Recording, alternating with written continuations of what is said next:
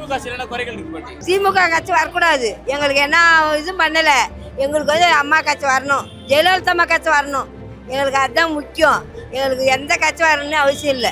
எங்களுக்கு ரெட்டால கட்சி வந்தே ஆகணும். அது ஜெயிச்சு எங்களுக்கு ஒரு நன்மை, அது வந்தே ஆகணும். திமுக ஆட்சியில் என்னென்ன பிரச்சனைகள்? என்ன பிரச்சனையும் எங்களுக்கு இப்போ என்ன பார்த்தாங்க, பிரிப்பா சுட்டாங்க, ஒத்திக்கு டபுளாக ஏற்றிட்டாங்க. எல்லா பொருளும் எது சகாயமாக்குது, எல்லாம் விலையேசி தான் ஏற்றினாங்க. எங்களுக்கு வந்து ரெட்டால் வந்தால் நாங்கள் வந்து எதுவுமே கொஞ்சம் எங்களுக்கு இலவசம் கம்மியாக வரும். அம்மா ஆட்சிலேருந்து எங்களுக்கு இலவசமாக அரிசி போட்டாங்க, நல்லது கெட்டது பண்ணாங்க.